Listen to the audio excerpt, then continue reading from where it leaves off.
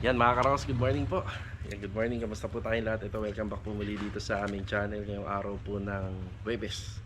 Bali mga karaos, gumawa tayo ng video kahapon. Hindi natin naidamay sa upload yung sa vlog natin sa Anyana Bel Air East. Sobrang haba na kasi. Ngayong araw na to, mapapanood nyo pa yung mga nangyari po doon. Vlog din po natin ngayon or yung content natin tungkol dito sa Anyana Bel Air East project. Kasi didiscuss ko at ipapaliwanag ko yung mga dapat pang mga gagawin po doon. Tsaka yung mga susunod na contract. Ito mga karas, nandito tayo sa phase 5. Yan, isisilikon ko muna yung bandang bahagi ng lababo rito na ang ginawa nating framing is yung plywood. Yan mga karas, samahan niyo po muli kami ngayong araw ng Huwebes. Yan, project update tayo. Let's go, enjoy watching po. Tara!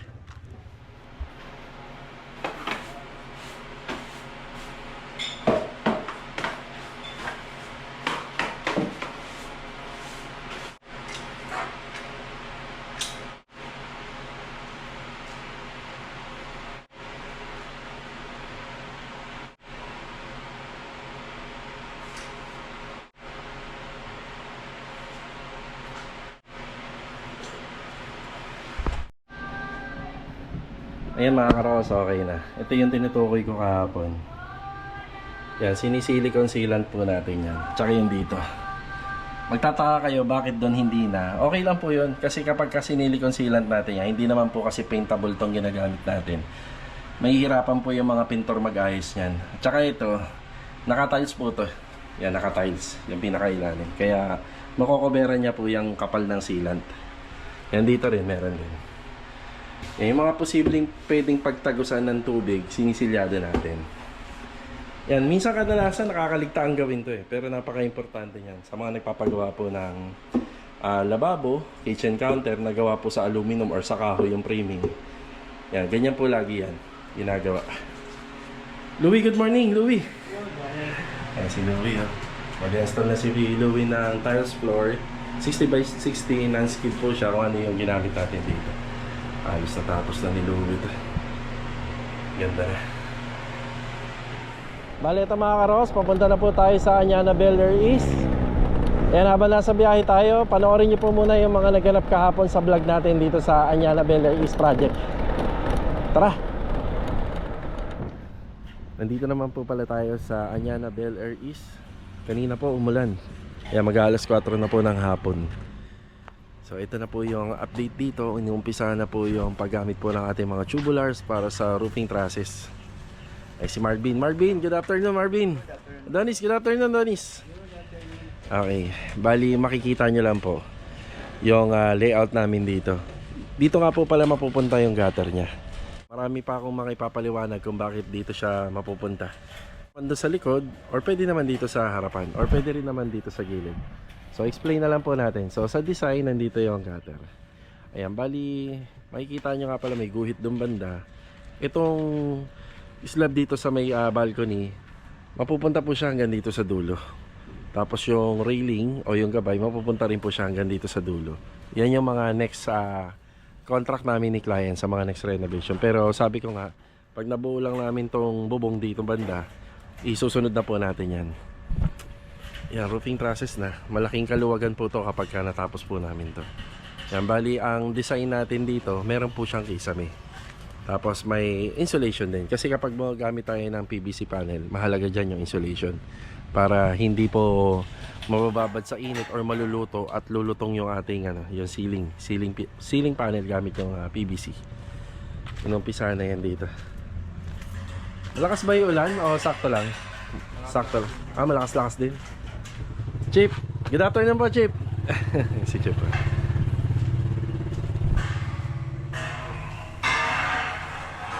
Dito nagtatrabaho ngayon si Kuya Richard tsaka si Kuya Sandy. Yan ang lamang lang natin, umulan, pero kita nyo naman kahit papano na medyo tuyo rito. Malaking tulong talaga yung nag-decide ako na bubungan kagad to. Hindi ko na pinatagal yan na mabubungan kagad siya. Dito rin.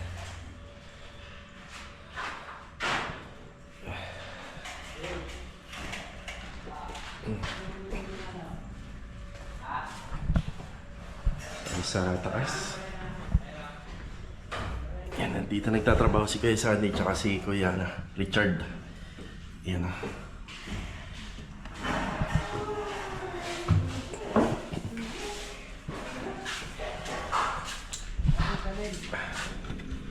Adonis, meron ka bang biniling materialis ngayon? Meron sir. Meron. Sige, sige. Mamaya. Anong mga binili mo pala? Dalawang elbow lang tapos dalawang elasticil. Elasticil and elbow lang. Para dito sa gutter. Sige. Okay, sige. Sige. Ayan. Kuya Sandy, good afternoon. Yan, punta ako dyan. Bali, dito nga po pala yung elasticil na binili ni pangalan nito ni Adonis. Yan, pina-elasticil-silan ko to. Tapos ito, medyo open. Hindi muna namin to ginagastusan kasi masyadong magastos to. So gusto ko sana matapos muna yung banda rito para hindi masayang yung materyales na ilalagay dito. Si Kuya Richard. Kuya Richard, good afternoon po Kuya Richard. Ayan na, pinapalitadahan na ni Kuya Richard. Tsaka po pala, nakikita nyo yung siwang dito. Hindi po sa part ng Anyana to. Hindi po siya sa part ng Anyana. Bali dito po yan sa kabilang subdivision. Nagkaroon dito na ng siwang ngayon. Hindi tinambakan. So ito yung mga tinuturo ko na nakaraan. Yan na tinatapos na nila Kuya Richard. Hanggang bukas sila rito, hanggang sa Macalao, hanggat hindi natatapos. So ito pinapaayos ko na yung rito, yung biga. Na kailangan maging maayos na yung palitada rito. Kapag kuminis na yan, saka po natin yan mapapa-orderan ng flashing. So saka yung tis-tis muna. Kailangan maayos muna to. Yan. Matutuwa na sila ma'am yan. Yan wino-worried nila eh. Itong yan. Kasi syempre kwarto to eh, di ba? Sabi ko nga, kung hindi to kayang gawin talaga, mauuwi sa tiles yung mga pader nitong likod. May siwang pa rin no kuya no. Ayun no. Pagtulungan na lang. Pagtulungan na lang. Yan na. Siya nga pala yung banda dun, yung bandang panambak natin doon, nahakot na nga po pala. Nahakot kahapon pero hindi naman ganun karami. Worth of 1,000 pesos lang po yun yung hakot panambak doon. Isang elf lang. Ilan pa doon? Isa na lang, dalawa. Yan, ito muna yung Tatlo. Donis, yung mga dulo, walang butas yan. Dulo ng tubular. Ay, sa labas? Oo. May takip po ba? May takip. Nalaglag tuloy.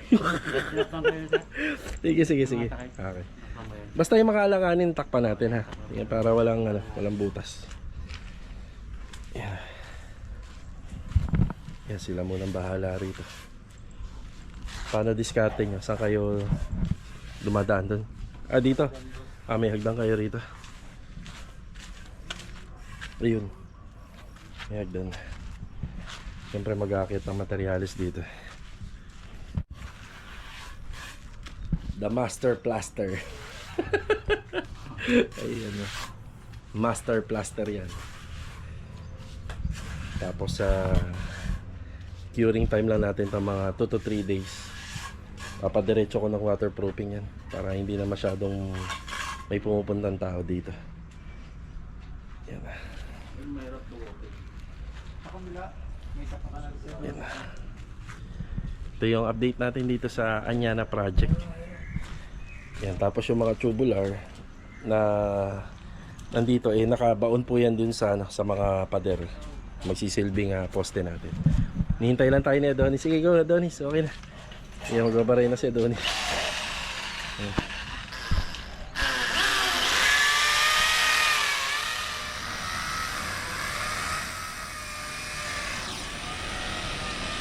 Balita ko may bagyo daw na paparating. Pero ito, hihiling ulit tayo na sana kahit yung roofing framing lang matapos.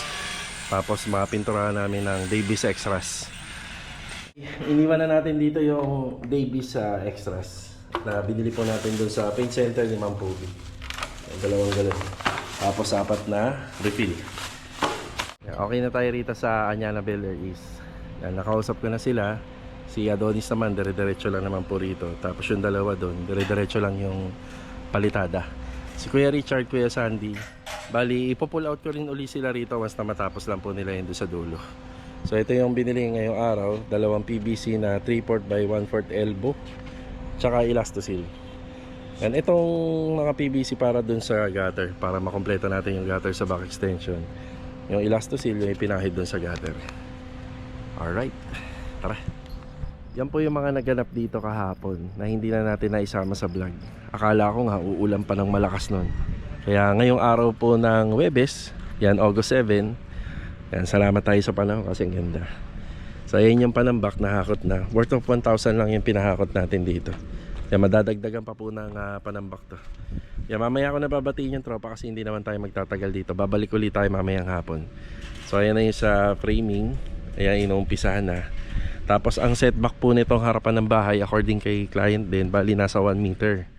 So ito pong ginagawa naming roofing dito. Pwede po siya sa anyana na nakaano po siya buhos yung balcony. Yung balcony na yun may extend yan. Simula ito nga yung tinutukoy kong pader dito sa baba. Yan, may extend po siya. Tapos may extend din po yung roofing namin dito. Tapos naka-setback tayo ng 1 meter simula po rito sa pinakadulo ng tiles ng poste. Yan, tapos may ceiling. Tapos itong part ng ceiling dito sa my corner area, bali tutuloy po yan hanggang dito. Okay, tapos yung mga pinagagawa naman po natin, ayun, nandun sa dulo, may gumagawa po doon. Pinakukompleto na po natin yung buhos doon. Yan, buhos para talagang matapos natin yun doon, then ma-waterproofing na lang. Ayan. Yan, bibili muna ako ng flexible hose para sa gas tank para doon sa Riego de Dios project. Dito ko bibili yung sa Tansa. Tapos babalik tayo rito mamayang hapon kasi hindi muna ako mag-update dito ngayong umaga. Hindi ko muna iikutin kasi mamaya mas marami na pong magagawa hapon. Yung development, mas marami tayong may papakita. Then sasabayan na rin po natin ng second phase ng contract natin at saka yung mga susunod pa na posibleng ipagawa ni client dito. Tara. 20. Ito pa. Dito tayo sa Tansa.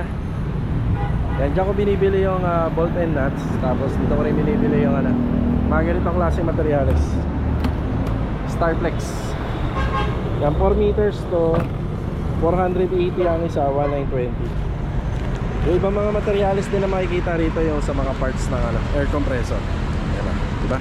Bali ito mga karos, break time po muna. After lang po natin mananghalian, magkikita kami ni client owner, yung client owner natin dito sa Riego de Dios project. Yan, pupunta po kami dito sa may Kawit Centennial sa AMS Lamps na lagi natin binibilhan ng ilaw. Ito, shoutout muna. Lagi nagpapa-shoutout po kay Kuya Dindo, si Dom De La Rosa. Ayan, God bless po sa inyo. Tanong. Siya nga po pala mga karos, after ko lang po makipagkita kay client dito sa Kawit. Babalik po tayo ng Anyana Beller East para pag-usapan po natin yung first phase ng project, second phase, and tsaka yung mga finishing na gagawin pa po. Let's go! Tara! Okay, nandito na tayo sa Kawit sa may Centennial. Madalas na napapanood nyo na ito sa vlog, itong ANS Lamps. Isa to sa pinakamalapit na sa location namin na supplier po ng mga ilaw at marami rin pong choices at pagpipilian. Ayan yung Pure Gold Kawit, ito yung Wilcon. Yan. Bali ay magkikita na lang po kami ni client owner dito sa loob. Pipili muna kami ng mga ilaw.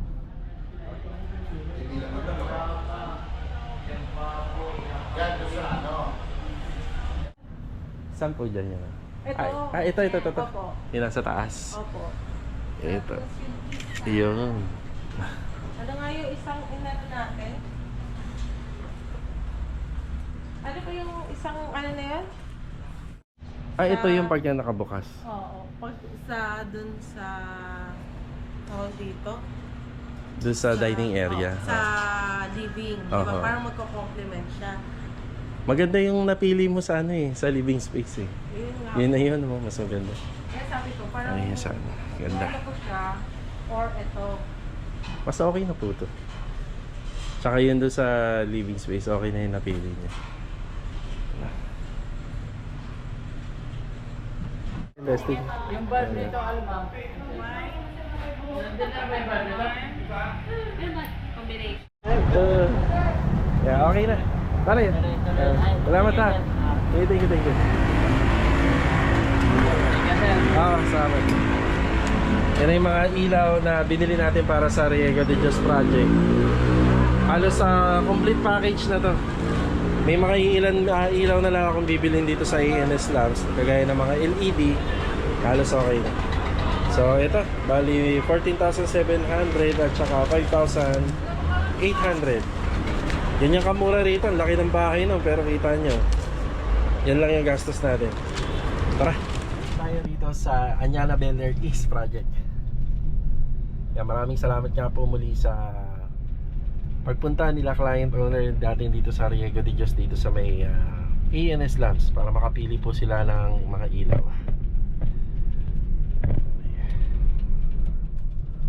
I-update po tayo rito. Tsaka po pala sila client, dediretso po sila ng Riego de Dios Project. Yan, tayo muna mag-update po muna tayo rito. Okay, balik update tayo rito mga karokas. Bali, yung project natin dito nasa second phase na po siya. Bali, sa unang pinagawa po ni client dito, ang contract namin dito is a bare finish with tiles and roofing. So bare finish yung back extension niya. Bali, magkakaroon po ng kisame yun, lightning, tapos floor tiles. Then dito rin magkakaroon din ng floor tiles. Tapos makikita nyo yung gate natin, may mga poste, canopy, may naka-install na tiles na, tsaka gate na lang po yan. So dito 2-door gate for garage, single, tapos yung fence seals natin. Tapos ito pong pang second phase natin, yun na yung tinutukoy ko sa floor tiles. Tapos ita-turn over namin yung extension corner niya na meron syempre mga line wire at saka water line, may drainage system. Tapos meron po siyang kitchen counter slab, dun din po sa loob, kitchen counter slab. Tapos dito roofing framing and installation po ng long span. Syempre may inside gutter yan at saka meron po siyang mga flashing. Tapos syempre meron pong ceiling framing and PVC panel installation. So kasama na po doon yung pag-install ng mga ilaw. At saka dito din. So yan yung pinaka second phase natin. Then yung pagkatapos ng contract, syempre yung turnover ng first contract. So ito yung mga ginagawa nila rito. Makikita natin to kanina, wala pa to. Yan siya nga po pala dito. Medyo nagtatanong din ako doon sa developer dito sa opisina tsaka kay client. Iba-iba kasi yung restriction nila rito pala pagdating sa balcony, sa canopy, or sa pinaka-roofing natin. Sa Anyana Bel Air kasi gusto magpabubong din ni client, kaso nga lang parang 1 metro lang yung ibinibigay sa amin. So dito aabot po ng 2 metro po to. Tapos ang setback niya rito sa harapan nasa 1 metro. So yun nga lang, yung bubong na yan, kung sa ibang nagpapagawa tatanungin, isasagad na po yan dito, kagaya ng mga ginagawa natin sa Lumina. Ayan, ito yung ating second phase ng trabaho natin. So, sa second phase, yung pinaka-finish niya, magkakaroon na po siya ng gate. Tapos magkakaroon po siya ng service gate. So carport gate, service gate, fence grills. Yan. Sa finishing, doon natin makikita yung pinturado na siya. So dito may semi-finish kasi yung pinatatrabaho sa atin ni client dito. Tapos dito naman sa second phase ng contract natin, magkakaroon na po siya ng roofing framing. Syempre yung mga tubulars na yan, pipinturahan po natin ng epoxy yan. Tapos magkakaroon siya ng PVC panel, electrical lining, pailaw natin. Tapos yun nga kompleto sa bubong and flashing, may gutter pa. Tapos finishing sa mga susunod na papatrabaho sa atin ni client dito, i-discuss din natin yan. Dito naman, magkakaroon tayo ng floor tiles dito. Ang may iba lang kasi dito, itong pinaka kitchen counter natin, slab lang po yung kitchen counter slab lang yung turn over natin kay client. So together na yun, yung may mga electrical na siya. Tapos may floor tiles, yun lang. Pero ceiling meron din at saka may mga pailaw din meron. Pero yung cabinet at saka yung kitchen counter tiles na gagamitin for granite, yun ang wala. Tapos dito, may kakabit lang natin yung pinaka-pintuan nito. Ay tatapusin yung mga palitada. May floor tiles siya. Schedule of window ay papagawa na lang nila client to. Pwedeng ipagawa na. Pero mas maganda para sa akin yung may masilya, may primer, may pintura na siya. Bale, ito yung mga nasa kontra. Marvin, good afternoon nga pala. Hindi pa nababate ang mga kasama ko. Dennis, good afternoon.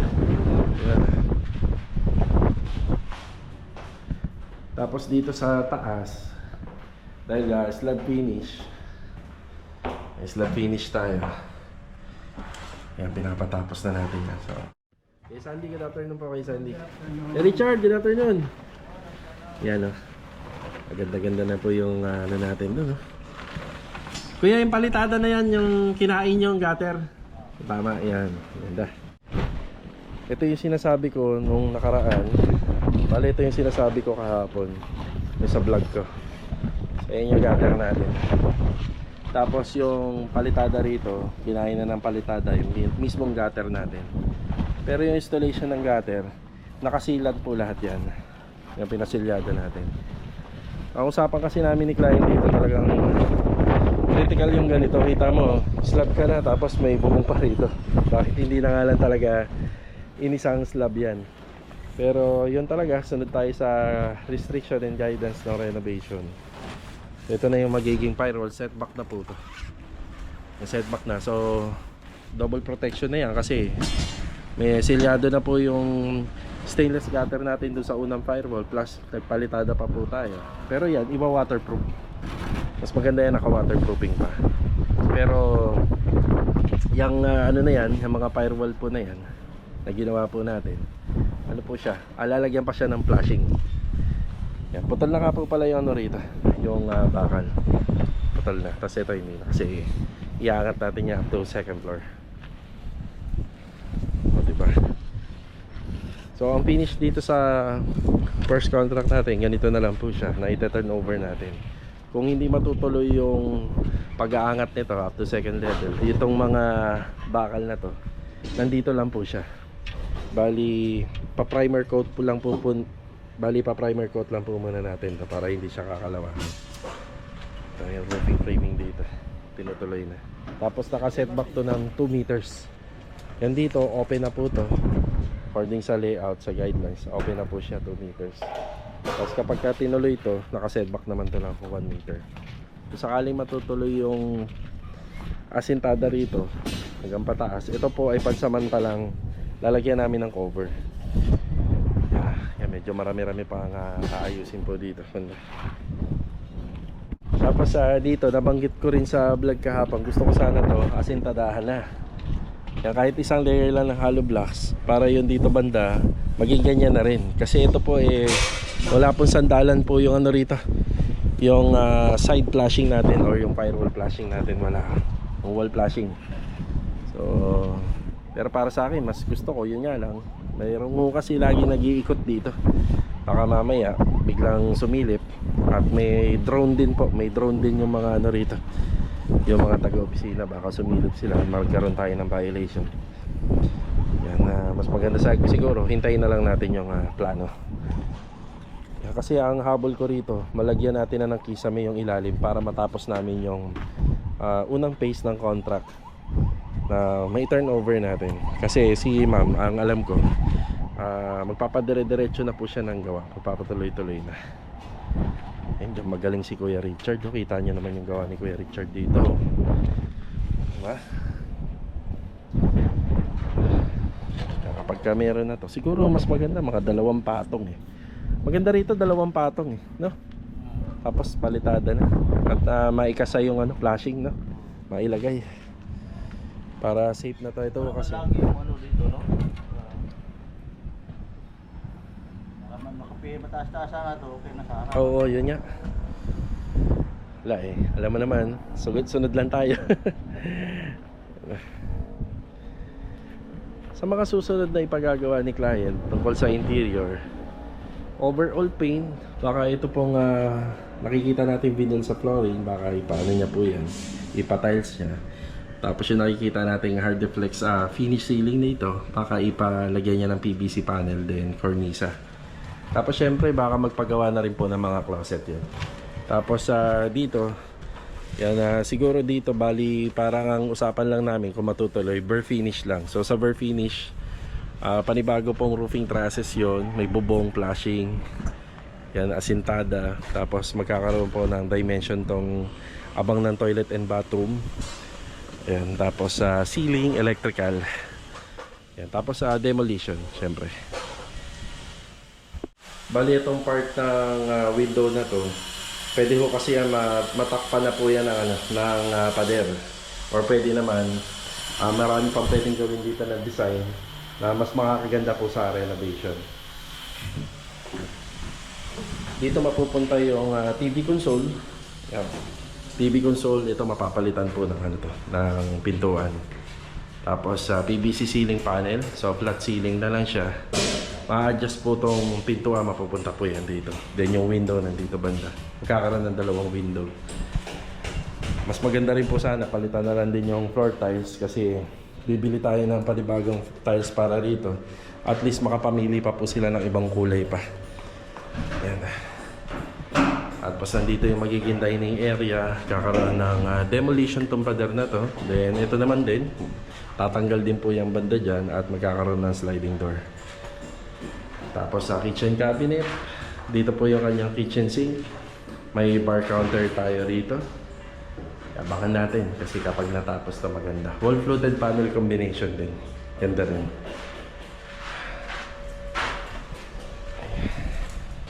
Bali mga karos, hanggang dito na lang po muna yung vlog natin ngayong araw po ng Huwebes. Para dito sa project natin sa Anyana Builder East. Yan, kita-kita na lang po ulit tayo for the next video. Yan, sa susunod, magpapadeliver tayo ng foam insulation naman dito. Long span roofing, PVC panel, metal paring, wiring, flashing. Inside po, inside gutter tayo rito. Para yung design natin, hindi na nakikita yung gutter. Yan, tapos sa roofing framing lang po at saka soleras lang yung materialis na binili natin. Yung pinakapasya nito wala pa. 2x6. Yan, 2x6 na tubular. Yan, hindi pa po kasama rito. Tapos kapag natapos tong harapan ng bahay, yung kisame niya tutuloy hanggang doon sa dulo. Kakaroon din ng kisame na isang color scheme lang. Alright, ito, paalam po muna.